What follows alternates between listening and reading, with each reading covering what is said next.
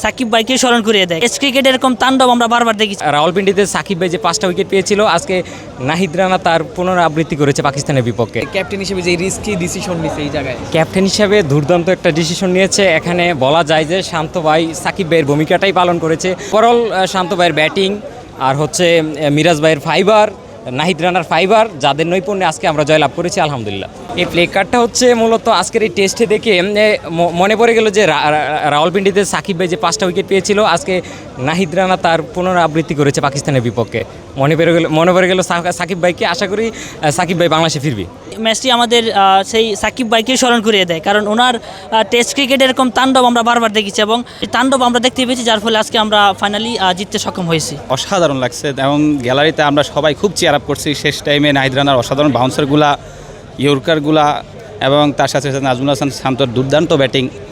আর মাঝে হয়তো ওনার নাজমুল হাসান শান্ত হয়তো ধরেন ওয়ানডেতে তেমন একটা ফর্মে থাকে না বা টি-20 তেমন একটা ফর্ম দেখাতে পারে না, এই জন্য টি-20 দলে নাই। বাট টেস্টে হি ওয়াজ অসাধারণ প্লেয়ার, এটা বলা বাহুল্য, মানে ভালো ভাষায় প্রকাশ করার মতো না। আর নাহিদ রানার কথা কি বলবো, মনে করেন আমরা আগে বলার দেখতাম পাকিস্তানের শোয়েব আক্তারকে দেখতাম, আপনার ওয়াকার ইউনুসকে দেখতাম, কিন্তু সেই সাথে এখন আমাদের দেশেও থ্রেড দেওয়ার মতো বলার আছে বলে আমরা এখন দেখতে পাচ্ছি। ধরেন শেষ টাইমে এমন হয়েছে যে ব্যাটসম্যান দুইটা শাহিন সাফরিদি বলতেছে ভাইয়া আমার কোনো রকম আউট করে দাও, আমি উপরে চলে যাই। যে ওই বাউন্সারের এত বেশি ভয় পাইছে, মানে আমি এটা দেখে খুবই খুশি হয়েছি। এবং সব মিলে আমরা টেস্টটা জয় পেয়েছি, এই জন্য প্লেয়ারদেরকে অসংখ্য ধন্যবাদ এবং বিসিবিকেও ধন্যবাদ নাহিদ রানাকে এত সুন্দরভাবে ক্যারি করার জন্য, এবং আগামী ম্যাচও যেন এই পারফরমেন্স ধরে রাখে, এটাই আমরা আশা করি আর কি। সাকিবের মতো কেউ বাংলাদেশে হবেও না আর হতেও পারবে না। সাকিব নিয়ে এতটুকুই বলা।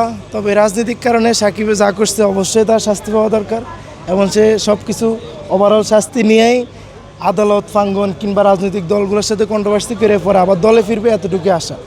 এর বাইরে আর আসলে কিছু বলার নাই। সাকিব আল হাসান যেখানে থাকেন ভালো থাকেন, আমরা আপনাকে অনেক বেশি মিস করি। সময় সাপেক্ষে আপনারা আমরা অনেকে ঘৃণা করতেছি। অবশ্যই সব কিছু গোছগাছ করে আবার বাংলাদেশ ক্রিকেটে খেলবেন, আমরা আবার সেই খেলা স্টেডিয়ামে বসে দেখবো, এতটুকু তামিম ইকবালের কাছে চাওয়া। যেহেতু তামিম ইকবাল এখন বোর্ড প্রেসিডেন্ট, সব কিছু মিলে সাকিবরা আমরা আবার মাঠে দেখতে চাই। বাংলাদেশে এটা জিতছে, এটা বাংলাদেশের জন্য অনেক প্লাস পয়েন্ট। তো আশা করি বাংলাদেশ আরও ভালো খেলবে। বিসিবি নিয়ে যে এটা বলতে চাই একটা কথা, সেটা হচ্ছে তামিম ভাইয়ের উদ্দেশ্যে, যে তামিম ভাই সব কিছু বিভেদ ভুলে যে সাকিব ভাইরে আবার ফিরে আসুক, আবার বাংলাদেশ ক্রিকেটটা আগের মতোই হোক, এটা আমরা আশা করি। তো আমরা চাই সাকিব ভাই আবার ফিরবে, বাংলাদেশ মাঠে ফিরবে। তো রাজনৈতিক কিছু কারণ ছিল, হয়তো থাকতে পারে, এটা অনেক সময় হয়ে যায়। তো তামিম ভাইয়ের কাছে একটা রিকোয়েস্ট, সব কিছু বিভেদ ভুলে যে সাকিব ভাইরে আবার বাংলাদেশে আনার জন্য।